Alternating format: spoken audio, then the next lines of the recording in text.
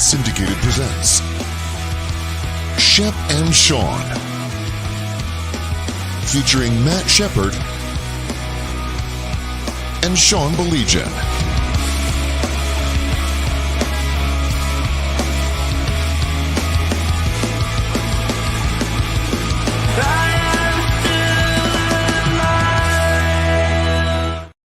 What is up? He's Matt Shepard. I'm Sean What's going Belegian. on? Hi. How are you? Everything Good, good? man.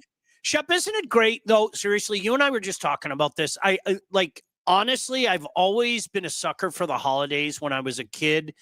But man, I'll tell you what, especially as you get older, the whole idea, Shep, of having the whole clan back under the same roof, it kind of snuck up on me. I was just telling you, it was like, oh my gosh, I have so much to do. Lauren's going to be back on Monday. Then Jack's flying in from California. And we're having so many people over. There's like this hustle and bustle, but man, there's no better feeling than having your loved ones together this time of year.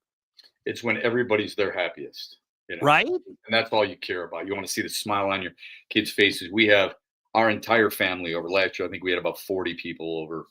So you have, and I take pictures. I go up on the banister and I take pictures down low on how you spread everybody out. And I just like eavesdropping in on conversations and hearing the kids talk to one another because they haven't seen each other in a while and they're really not kids any longer. But the only problem with it is I'm sure Kristen's a lot like this. Lisa's got to make sure everything's just so, right? Everything's got to be perfect. So if there's a dust ball from one of the dogs, you got to make sure you get that. If there's anything out of place, I don't want this up too early. I don't want this taken down too late. Everything's got to be just so. It's the way she is. It's the way she just loves entertaining. I love when everybody's over. So I'm happy that you're going to get that chance too, man. That's cool. Shep, it's yin and yang because you know me. I do all the cooking. I love it. I absolutely love it. Just leave me alone. Give me my space. What will you cook? So Thanksgiving, I have a traditional turkey. I have the Cajun turkey that everybody destroys. So just, again, because of tradition, I do the traditional turkey, and I always have that as a smaller turkey because what I found out in the last few years since I did this, smoked Cajun turkey, 10-to-1 ratio. People just destroy it. So like I'll get a 13, 14-pound bird and make it traditional. I'll get the big giant one. And it's just gone like that. It's just gone like that. And then I'm doing ham, cheesy potatoes, things like that. More of the traditional fare for Thanksgiving. So you do it all. We have people bring stuff. Oh, yeah? Otherwise, it's, fortunately for us, we have 3 birds. Each one, I just picked them up yesterday, 15 pounds. And it's going to take a little while. It's going to be obviously in the oven for a while. You got the double oven. The problem is, how do you make everything else? So one sister will bring like you said, the cheesy potatoes. One sister will bring something else. One sister brings another. You get, nephews and nieces wanting to contribute. That makes it less stressful for us. You like to do the entire meal, huh? I love it. Just leave me alone. That's what I say. In particular, Christmas Eve is the day, and my family has a term where they mock me. Boy, that's new. Not many people mock me, but my family, they call it go time because they said, Dad, you just get this look on your face and it's go time. And it's just like, just give me this space and that's when I do the pigs in the blanket and I'll do a little brisket, not a giant brisket, a little brisket, some tenderloin, the big turkey and things like that. I love that. Just leave me alone. Like 8 o'clock in the morning until we go to church, usually in the afternoon on Christmas Eve. And then when I get back, it's like, okay, now I got to put in the smoked ham. That's only going to take about an hour and a half. And it's like, honest to goodness, just if you give me my space, I love to do it all. You know what you should have done? You should be on Barbecue Pitmasters. Have you ever thought about that? Yes. You ever see that show? See that show? I love it. I get addicted to that show. I'm serious. Barbecue Pitmasters is unbelievable. The amount of pride and time that they take to put in their brisket, their ham, their turkey, whatever it may be. You would love that stuff. You would be really good on a show like that. You know what we do? It's always new things for me. It's always trying new things for me. And my buddy Mike, why would you do that? Why would you do that when everything else is fine? If everybody likes everything else you do, why would you change from borderline tradition or whatever everybody else likes. I don't know why you want to mess with it. What are you messing with? Well, Shep, I'm sure are you familiar with the game of baseball? Think about a great pitcher, right? I don't know if Shep, are you familiar with the game of baseball? But Shep, think about that pitcher. Think about that pitcher that everybody knows what he's going to do. One of my favorite at bats is when Zumaya struck out A-Rod at Yankee Stadium in the 06 playoffs, because everybody, including A-Rod, thought that Zumaya was going to rear back and go 103 at him. And instead, he threw that breaking ball, and you could see like A-Rod going, and then he broke his femur because, he waited too long. And so I like to mix in that change up a little bit. Listen, Sean, there's something to be said about being Joaquin Benoit and having David Ortiz deposit one into the bullpen and knowing that everybody knocks it out of the park and they love what you're gonna make too. Yeah, you know what? I like to throw. I'm going to check the boxes. I'm going to do everything that I normally do, but I always mix in something new to see if it hits, if that makes sense. And my buddy Mike, you were over when we did our ribs. He does a pulled ham, and I'm like, go on. And he said, dude, I get a giant ham, and the glaze and all that stuff, and I just put it in the smoker for like 14 hours. And he goes, when you take that thing out, you better have both hands underneath it because it'll fall apart. And I think that's a fascinating idea. So that's something I want to try. Are you, what's the temperature you're cooking it at? I have, so right now, as we speak, and that's why I have the cap on, I have a pork butt in there at 250. But since it was an overnight smoke, it's a little higher than I have to do because the temperature was like 32 degrees last night, and obviously we had snow. Right. So I have to put it a little higher than I want. In a perfect world, I'll go about 235. But 250 overnight, it compensates for the cold. So those are the things that you learn. And the wind just screws with you. Like you get a windy day and it's like, gosh, damn it. All these numbers that fly around my head like Rain Man, they're all askew at that point in time. So here's my guess. My guess is your plate is nothing but meat. You're not worried about a green bean casserole. You're not worried about cranberries. That healthy You're not worried about squash or sweet potatoes. It's all meat. That's all it is, right? I don't want anything to do with that stuff. Get away from me. All right.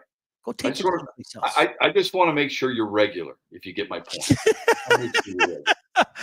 I told Sean he should go on that show the other night. Yes, he did. Watch Goldie's Barbecue Doc in Texas. Great 30-minute flick. Thank you very much. Thanks, David. I'll try that. No, I'm with you. I love that stuff. Shep, I don't know if you remember this, back in the day when we were working together at the radio station, I had a chance to be a judge at some of those Kansas City barbecue events. Yes, phenomenal. I do remember that. Well, phenomenal. Those were in Royal Oak, right? I had a couple in Royal Oak, and then I had a couple on the west side of the state. I went to both places, and the things that you learn from those people, it's like anything else, man. Sometimes just shut up and listen. Because these are people, these are professionals, man. And like you were talking about, they take that stuff seriously. So some of the stuff that you pick up, like the ribs in particular, I'm pretty proud of my ribs. And it's all stuff that I got from other people. You make what's in your sauce? I don't do sauce. I do dry rub. Yeah, I think let the meat be the star, man. If you take care of the meat, let the meat be the star. I'll give you sauce. If you're one of those people you like it on the side, I can do it on the side. But I don't. So give me your sauce. What is it? Is it store-bought or are you making it your own? No, I like to go with a couple different varieties of store-bought. And there are some people that like it. There are some people that most of the people that I know, like if they come over and have ribs, they don't want sauce. And that's you want sweet or sour? I like sweet. I like sweet. Yeah, I'm not a big fan of the sour. Matt says, "Fire Alan Holler." Sorry, just had to get it out. So what does that stem from? What could that stem from? I think a lot of people are concerned about Maria. Hey, I think a lot of people are concerned about complacency. If that makes sense, I hear a lot of people. I think with basketball and with football, I think that's what some people are concerned about. Now, I like Jonathan Smith, but there are some things this year. Well, let me tell you this. I think in a perfect world, I would have loved to see progression as opposed to regression. I think that's a team that has regressed this year. I don't think there's any debate about that. And Because they've lost or because of the way they played? because of the way they've played. Okay. What was the game you expected them to win that they didn't? To me, it's not so much about wins and losses, Shep, because I said 6-6 before the season starts. Right. But we all have a different way of getting there, or oftentimes we have a different way of getting there. And you and I have talked numerous times, including when we worked together at the radio station, expectations change. 100%. And you know what? There are two, and they're both kind of stemmed in expectations. I think the Maryland game I thought was a loss. And I thought the Indiana game, because we didn't know about Coach Sig before the season started, let's be honest, right, I thought was a W. But as always, the devil is in the details. It's the way things happen. And that's frustrating. And I think in particular, the Indiana game, how quickly that game got away and how non-competitive it got away was a red flag. Now, again, consider the source. I'm not saying, oh, this guy needs to go. He needs to. I know. And the same thing needs to be said for the Illinois game. That game was hanging there. Like reach up and grab it, and it just got away. And that's I would agree with that. So the two games that stick out for me are Boston College and that one. Okay. And Boston College was early. 100%. Fair enough. And you're right. Sean Baligian is not saying he needs to go. You have been, shall I say, more than patient with another team that is trying to get back to where it once was. Mm-hmm. More than patient, as in 5+ years patient. Don't tell me, and this isn't directed at you, but it's more, don't tell me after 10 games, you're sitting here telling me that this team should be miles and miles ahead of where it is right now. I don't buy that. I think I look at, I'm not going to suggest that they're not degressing at all or digressing, but I think they've gotten better up front than where they have been in the past. So I actually have been a little bit more encouraged than that. Now, let's just, but for sake of argument, let's say Matt's right. You want to fire the AD over that? And and just out of curiosity, where is the complacency in basketball that people are alluding to? Well, the people are telling you, not me. I think that Michigan State basketball has been an old bit for 5 years. Now, this is me talking. I'm going to set my watch to it. Are you ready? Yeah. And you tell me if I'm wrong here. Okay. There's the big game early in the year, but pick a team. Pick Kansas. Right. Pick any of those teams. Yeah. And golly gee, they play so close and they scratch and claw and oh my goodness gracious, we came up just short. Right. But there's something to learn from that. There's something to learn for that. Set your watch to that every single year. Then you have the ability. And we already got it, by the way. We already got it with Kansas. I'm guilty. I'm guilty of it. I thought they were the better team. I'm going to check two more boxes. Okay. Then there's the obligatory game against a BG. Okay. Where you struggle and BG looks good and everybody talks about how BG is, but golly gee, you come up in the end. And then when people say, is that a little alarming to you? Oh, you don't know basketball. That is a really good team. Oh, I can't even have these conversations with you. Today is the day I'm blocking people. I can't deal with idiots, okay? Check. Now, Samford. Same thing. The exact same thing. And Shep, if you think I'm wrong, you guys can play this game at home. And you know the usual suspects, okay? You know who they are. I'm not going to say their names. It's not just that you're dumb. It's you're condescendingly dumb. Right. I think clearly you don't follow college basketball. I think the one part you're missing, the one box you haven't checked yet is this team gets better as the season goes along. And I'm not suggesting they're not, because they may. You're not going to win going 7 for 24 from 3 like they did against Samford. You're not going to beat Indiana. You're not going to beat UCLA. You're not going to beat the good teams in the Big Ten or dare I say, the NCAA tournament. It's not happening. For some, they shot 60, I think it was like 64.5, 65.5% from two. Why are you taking so many threes? Because that's the game today? Yeah. Be different. Rebound, hit your tough twos, hit your twos inside. You win the game much easier than you did when you're struggling from the floor like they did. Without Aiken's 25, career high 25, where are they against Sanford? So I'm with you. And Shep, here's the thing, and this is where I struggle, and we talked about this earlier in the season with Aiden Childs in particular. Yeah. People hear this stuff, and you know what their reaction is. Oh, so now you've turned on Tom Izzo. Exactly. No. What? No. No. Tom Izzo is a treasure. Like, seriously, Tom Izzo has been so important to that university on and off the court. Oh.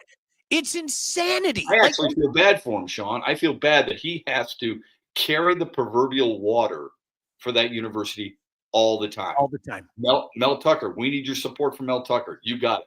Mel Tucker, he's got to go. So now we need your support bringing somebody else in. You got it.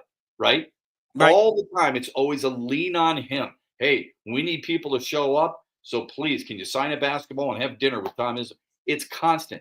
Just because you respect a guy, and just because you admire what he's done in his career doesn't mean that you can't be critical of him.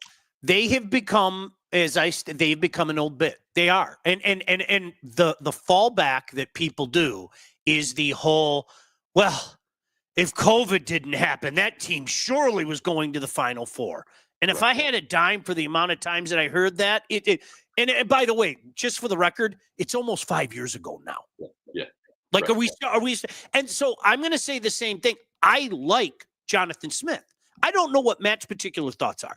I like Jonathan Smith, but anything, I think he gets Michigan State. I think with his background, he's a perfect coach at Michigan State. Me too. However, some of the things that I've seen this year, I guess I expected this, and maybe I'm guilty of the linear type of stuff I preach against. And like we talked about earlier with Childs, I'm not saying even now, I'm not saying the kid's never going to make it. But don't tell me that we can't say he doesn't look good. Oh, absolutely. It's really weird. And by the way, this is not exclusive to MSU. No. You said it about Joe Milton at Michigan too, okay? Just because a guy can throw and just because he's athletic doesn't mean he's going to be a really good quarterback. Now, Joe Milton got better at Tennessee, but you understand my point, right? Mm-hmm. Matt's sitting there saying, and I respect his opinion. Just because we disagree doesn't mean I don't respect it. He says MSU basketball hasn't made the second weekend in the tournament, or they've only made the second weekend in the tournament twice in a decade, hasn't won a Big Ten title in 5 years. Matt, great point, because there's a certain standard. However, when he says Haller has potentially missed on 2 football coaches, he gave Tucker the extension and hired a guy who's been a train wreck in year 1. You really think he's been a train wreck in year 1? Do you think you might be slightly over-exaggerating things? Come on. I can't. No, I can't. That's one I disagree with. I think what happened, especially after the Maryland game, is a lot of people thought, okay, onward and upward. And I think some people were maybe the misguided anger, and now they're victims of their own expectations. Yeah. Because I mean, and that's what we all do, including myself. You could be guilty of that. You could be guilty of that. Absolutely. You sit back and you go, okay, maybe they can win 8 games. Yeah. You know what I mean? Well, and I'll go back to the Wings. We were talking about it last night. Shep, I said it when I was working on your network, the day he was hired. You could ask the guys that we all worked with. I said, literally, this isn't Sean Belegian talking. This is 2 general managers in the National Hockey League, one from a very good team, one from a very poor team, that said, legitimately, when you're taking over something as disastrous as the Detroit Red Wings are, and they were, this is going to take 5 years. Those are their words, not mine. So I said that day, April 19th, 2019, fair enough. Let's see how things go. Okay. But come 2024, that's when some questions have to be answered. And anybody with a half a brain in their head, I don't care if you sleep with a Steve Yzerman pillow under your whittle head. it doesn't look good right now. Right. No. His coaching choice doesn't look good. The lack of development from some of the players. I think you and I talked about His roster in general doesn't look good. And I know Mo Seider's a good player. I know Lucas Raymond's a good player. Sean, are they being paid like good players, or are they being played like better than good players? My problem is, to that point, I think Mo Seider has done this. And I know that Lucas Raymond has done this. The guy that we saw last year that literally carried that team, especially when Larkin went out, and the guy who was the best player on the ice in those last couple of games where the Wings had to get every single point, where's he been? Right. I don't, do you know what it reminds me of, Shep? And I know some people are going to say this is heresy, but I'm going to say it anyway. All right. And you had a front row seat for it. Okay. This reminds me of Al Avila, the early years right now. And I'm not going to take that back. Wait till you see this. Wait till you see that. Wait till you see this. Wait till you see that. There's our center fielder of the future. Yeah. Huh? So here's what I worry about. What? I worry a little bit about guys like, for example, Seider. Is he truly a one? Mm-hmm. Because people in hockey, I remember having this conversation with Mike Babcock. And I had it about a certain defenseman who was a second pair defenseman, Brad Stewart, to be honest with you. And I said, he's so good right now. Why wouldn't you just make him a first line D? I know where you're going with this. And his answer in so many words was, because some guys are just better at that position. Mm-hmm. They're better where you leave them. Just because they're really good there doesn't mean they're going to be really good if you elevate them with more minutes against a better line. And my fear is that, we expected, because Mo Seider was so good as a rookie, wins the Calder and everything, and then you're like, okay, is this guy going to be a top line defenseman? Is he going to be the number one D on your team? And I remind Red Wings fans and any fans all the time, would he be on a really good team? To me, that's the measuring stick. If he went to pick a team, okay, right now, Winnipeg, would he be the number one defenseman? Last year, would he be the number one defenseman for a team on like the Rangers or the Bruins or the Avs or the Oilers? The answer to that is probably no. If he's a number one guy on your team, then that's one thing. But what is he on a really good team? Let's use the example of Tarek Skubal. Tarek Skubal just was unanimously named the American League Cy Young Award winner. He's the best pitcher in baseball. Not just on the Tigers. He'd be the ace on every team he would play on, outside of maybe the Yankees with Garrett Cole. He would be the number one guy for every team in every rotation. That's what I think people were expecting from Mo Seider. Lucas Raymond, I think they just expected him to be a really solid first liner, but they're both making well over $8 million, Sean. That tells you they're supposed to be better than just good players, right? Am I wrong there? No, and that's why, Shep, I think, especially when you look at some of the other building clubs, and I'm going to use these guys as an example. Cole Caulfield got a huge contract. Cole Caulfield showed signs. You know what Cole Caulfield did this year? Yeah. Nick Suzuki, one of the most underrated players. I watch him every night. People do not give him the credit he deserves. Boom. You know what I mean? And that's what you have to do.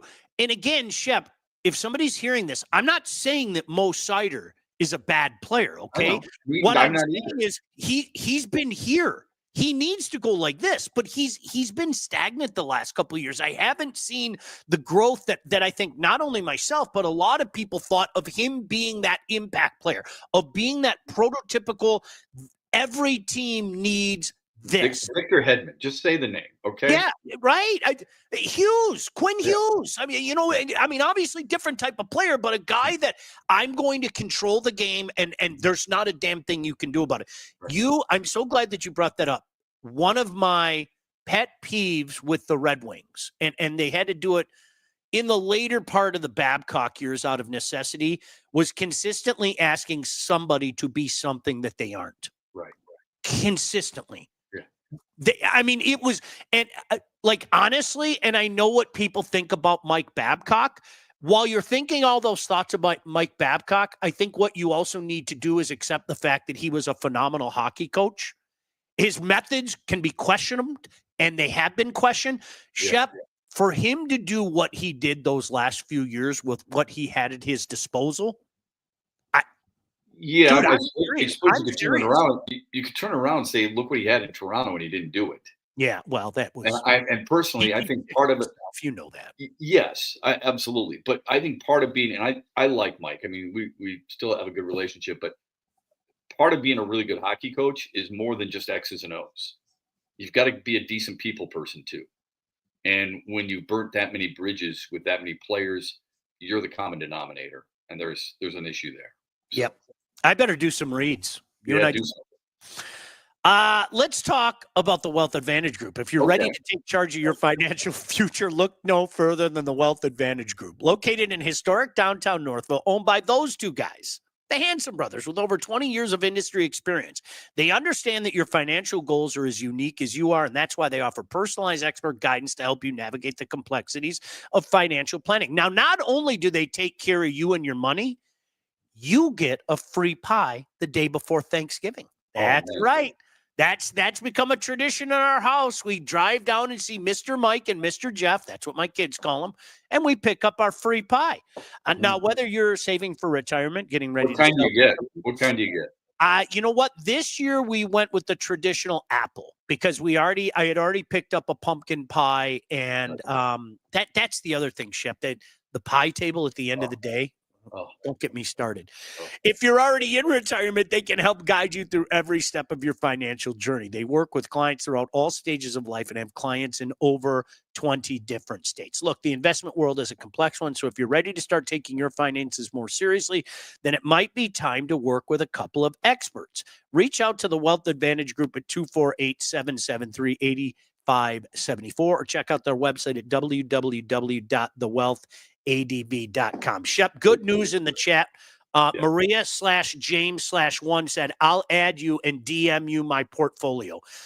Maria, I can't wait till that happens. I'm sure everything is on the up and up with that. I'm sure there's no bot or you're not asking for my birth date or social security number or anything like that. So I will get right to, as soon as we're done, Maria, I am jumping all over that. More than willing to share our personal information with you. Yeah, absolutely. What do you need? Do you need my date? What, social security? Whatever you need. I got you. Thank you. Listen, look, you mentioned the pies, which gets me so hungry right now.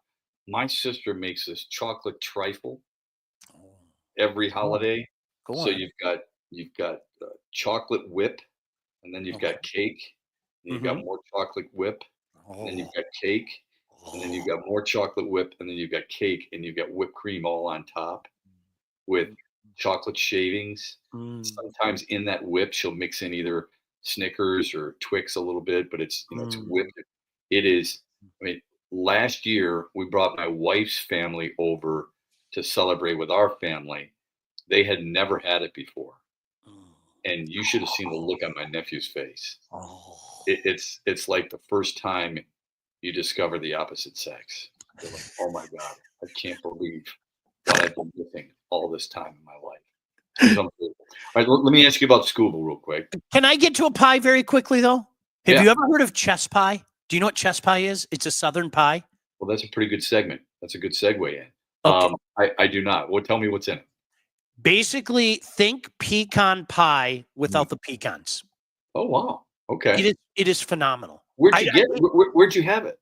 My mom knows somebody from the South that like bakes them like around here. And so I told my mom, I said, seriously, order 4. Like that. And Shep, I don't know if you're the same way. I really, truly try to stay away from the sweets.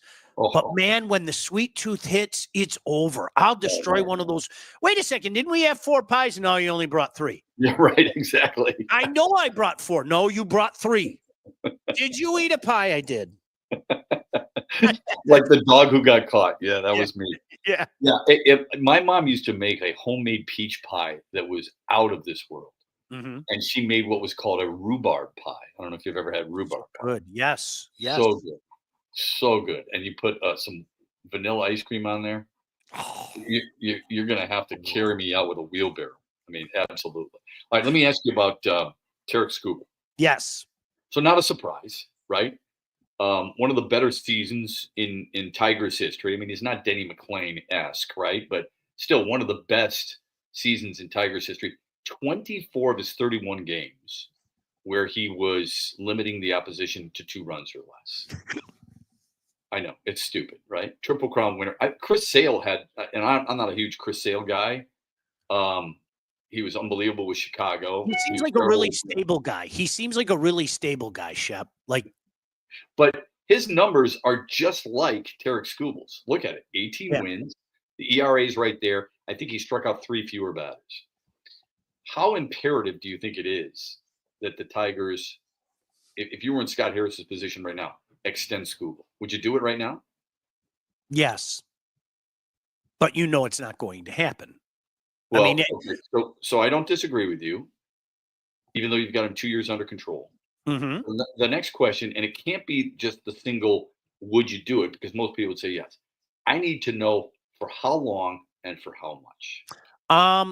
It's funny to have these conversations, and I'll play along, but I go back to Christopher, and I don't know if I can call him Christopher, but I'm going to call him Christopher anyway.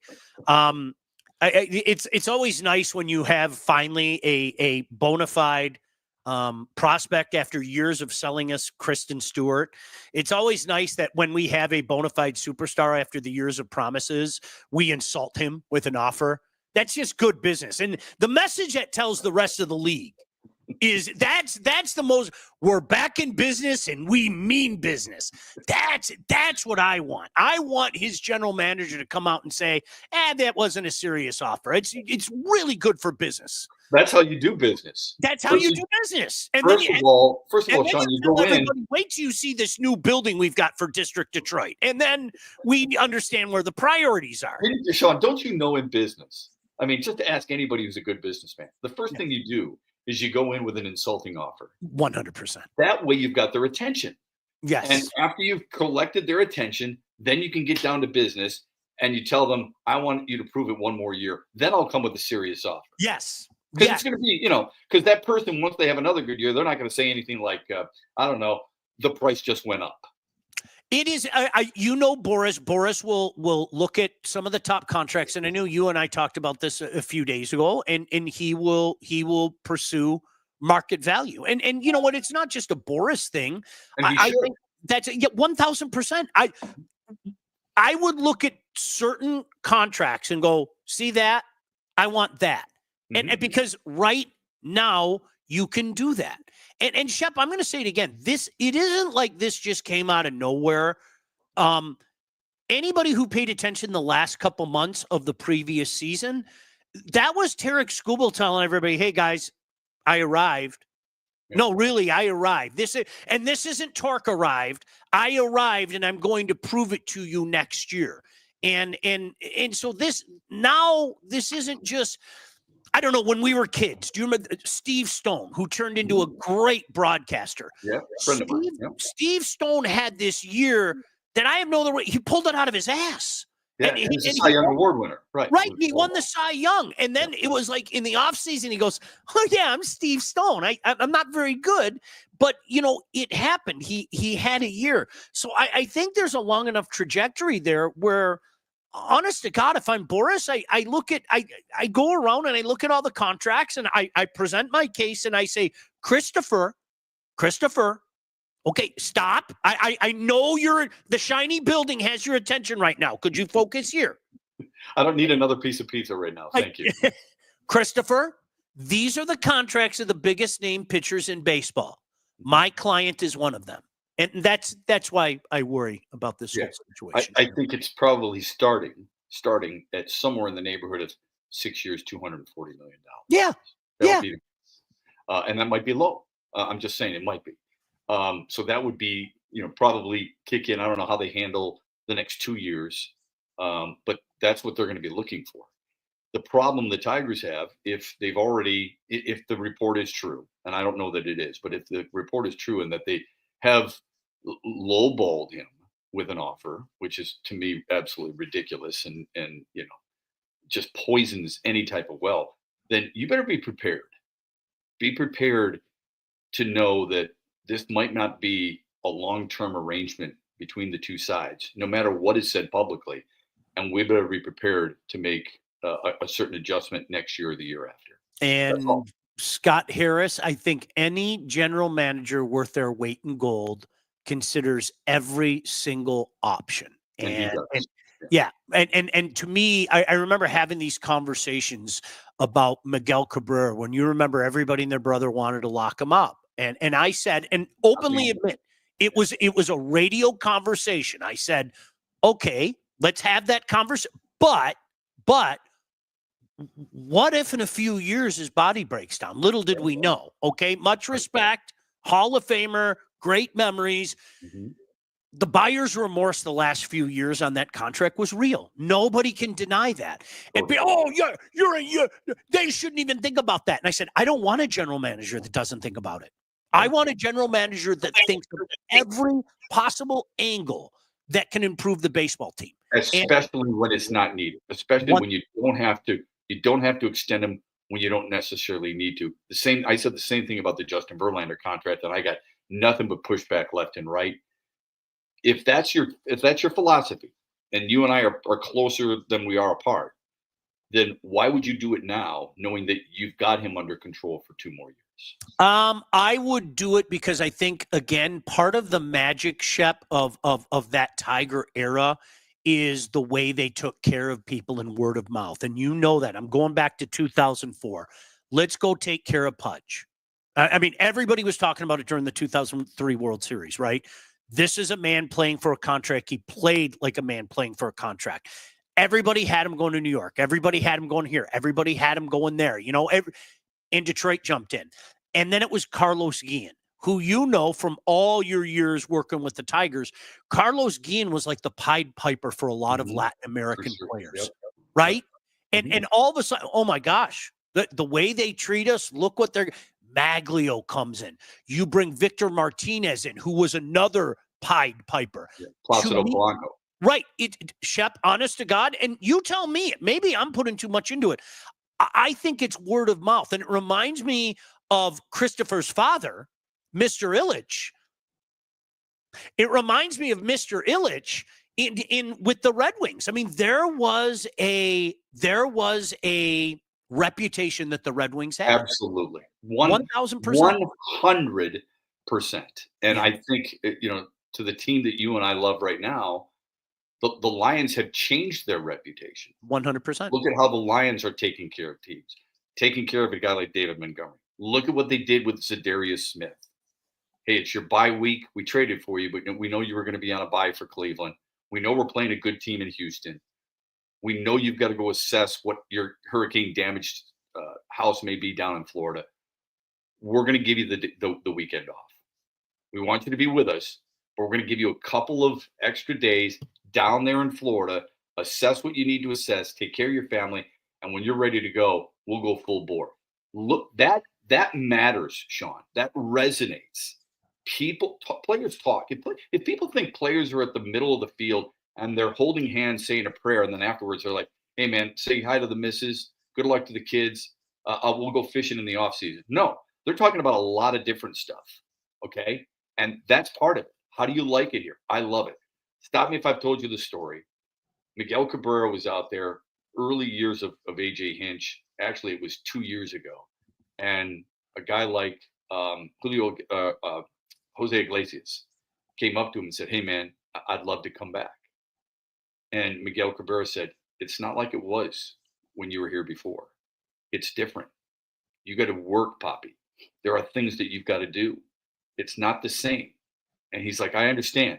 In other words, the reputation was, listen, this is no country club. You're gonna earn your spot here. You got to work to get stuff done. There are certain expectations we have. It's changed a little bit. That's how it is with the Lions.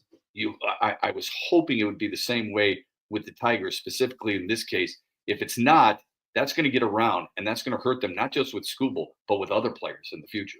I got a couple lion stories to bring up. I'm not going to mention names, but true story. I hope you can take me at my word. Let me tell you about Legacy Partners first. Did you know that thousands of Metro Detroiters have already called Legacy Partners to get help with their home and auto insurance? Our friends at Legacy are one of Southeast Michigan's top independent insurance agents, and they provide a full-service, one-stop solution for all of your insurance needs, personal and business, large and small. I'm serious. Those aren't just words. I hope you're paying attention.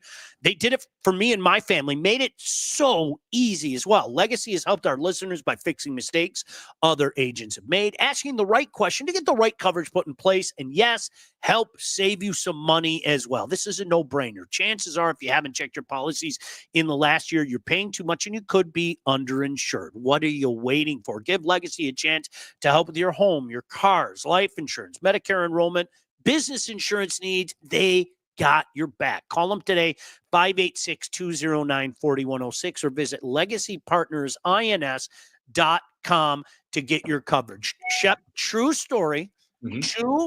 One very prominent former Lion. If I said his name, everybody would know who it was. Another one, maybe not as prominent. Two different Lions told me, looked me right in the eye and said, I never thought I'd be back here. And to both of them, I had a feeling what they were saying. But to both of them, I played dumb, and I can play dumb with the best of them. But anyway, one of them said, man, the way they treat us, like, number one, I didn't feel like I was part of the family. I didn't feel like I was wanted here. I didn't feel, and trust me when I say this, they can still do a better job. Okay. Yeah, especially with their alumni. What they did to their alumni this year, now that they're good, is unacceptable. It's 1,000% unacceptable. Yeah. It's almost like, Shep, you started to get some good graces back, right, and then you pulled the rug out of them. And it's sad, and it's stuff that people don't talk about, but I guess I don't care. But it was amazing to me because this very prominent player said that to me. He was like, man, you knew the reputation that we had. You knew what people, were saying and everything. And, it looks like they want to change it until there's a chance to give them a box. Well, what's amazing to me, Sean, is that the teams don't follow successful teams and their relationships with their past players. It does matter. It really does. Dodgers do probably one of the best, if not the best, in all of baseball with their relationship with their ex-players. The Tigers don't do a very good job of that, but the Red Wings do, which is interesting. I wish the Lions used to do a really nice job of it. Suddenly they get good and they're going to pull that proverbial rug from out underneath. It's wrong. And I think it's really important that when you've got those relationships with players, that you enhance them, not separate yourself more from them. It should be more celebrated. You go to Boston 2 years ago when I was at Fenway Park for a series, they acknowledged a different Red Sox player every game. So you saw Louis Tiant up one day. The next day, you saw Wade Boggs, because I rode up in the elevator with him. The next day was a different player.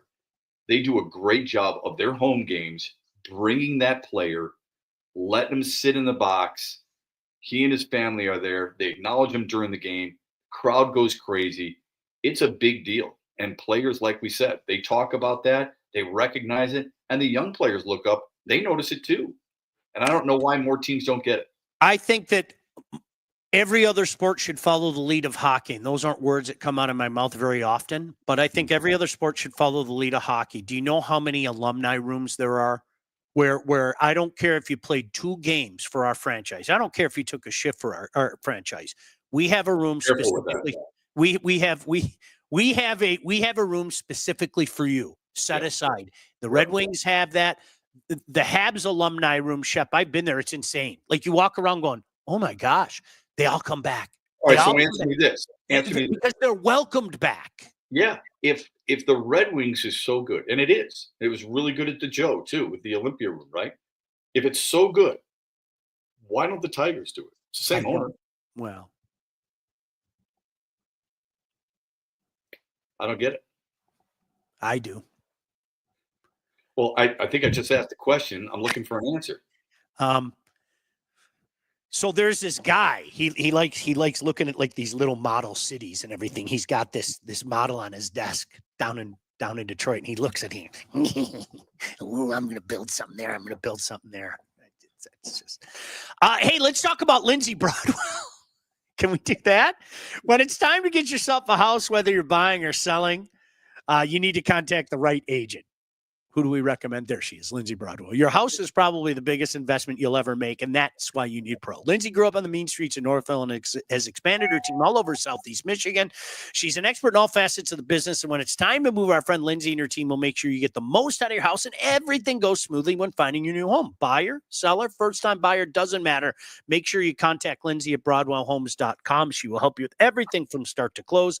Licensed realtor at Real Broker LLC. Start your search today at BroadwellHomes.com. Shep, we only have a couple minutes to go, but you and I were talking about this Monday night. I didn't even know that it had changed already, but Vegas, basically all the sports books have instilled the Lions as the favorite to not get to the Super Bowl, to win the Super Bowl. And this is that. I don't know why. For some reason, I kind of sat back and I go, I've been dreaming about this my whole life.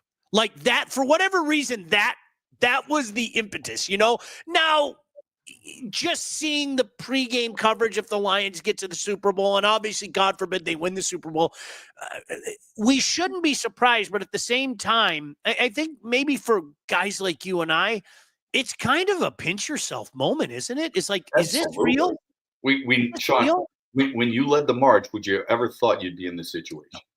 Absolutely not. Talking about this team, experiencing things that I've experienced, whether it be pre and post game radio shows, pre and post game TV shows, coaches, pressers, introducing those on TV, covering them and calling their preseason games, never would have expected it. But they do so many things right, Sean, from their coaches. And I mean that. The coaches, the little things that they do. I mean, look what Dan Campbell said earlier this week about David Montgomery. David Montgomery's not Walter Payton. He's not Earl Campbell. But Dan Campbell is out there making sure people recognize just how valuable this guy is and how much the offensive linemen like him too, right? All the times that this team could have easily said, well, it's not meant to be because we just lost our best defensive player. We just lost the big free agent defensive end we picked up. We've now lost our leading tackler and our linebacker. We get a suspension from our deep ball threat, right? There's also a suspension from our safety because of a hit that he had. They play through it, man. It's a beautiful thing to watch. And all the things you and I used to talk about with whatever team was successful, whether it be the Niners in the 80s, the Patriots in the thousands, the Colts in the thousands, whatever. All those teams, we said, you know what they do? They don't bitch about it. They don't whine about it. They're not calling in saying, oh, woe is me. Guess what? The Lions aren't doing that, man. They are so flipping good. When you have Tom Brady and Bill Belichick coming out on podcasts and saying, this team is scary good, this offense is among the best that we've seen, that's telling you something of what this team's got going on, doesn't it? I feel like the slapdick I made fun of for years when I was doing radio, because every week I say to myself, Lions by 2 touchdowns. And I'm saying it again. Yeah, they're going to go down to Kansas City and they're going to win by 2 touchdowns. Yeah. But cool. And Shep, we used to have fun with people like that. I don't think you understand how good John Joseph Harrington is. No, you're right about that. Yeah, you are absolutely right. I missed the boat on that one. All right, we got to get out of here. All About Catering LLC is a full-service caterer. Graduations, weddings, bridal showers, corporate events, anything you need catering for, from 25 to 4,000 people. All About Catering can and will take care of you. Customer service and satisfaction is their number one goal. Don't sweat your next big event. Get Rick and his staff to do it. Just go to allaboutcateringllc.com today to see their menus and all their 5-star reviews. Give them a call, 586-731-1398 to get your event started. Shep, anything we need to pimp? What do you got going on this weekend? No, nothing to pimp. I know you got the 8-man championship coming up, so I wish you luck there in the drive to Marquette. On Monday, you and I will talk a little bit more about what we've got coming up after the holidays, because it's a big high school state championship weekend, buddy. And so be safe. We'll talk about that 2-touchdown win down in Indy. Yeah, absolutely. Give the points, right? Yep, absolutely. The Lions and get the points. Have a great weekend, Todd. Thank you. Thank you for joining us. See you guys later. Bye-bye. Shep and Sean, featuring Matt Shepard and Sean Baligian. Executive produced by Sean Baligian and Todd Losey. Theme song, incidental music, and related sound effects are from Still Alive by Anti-Ghost.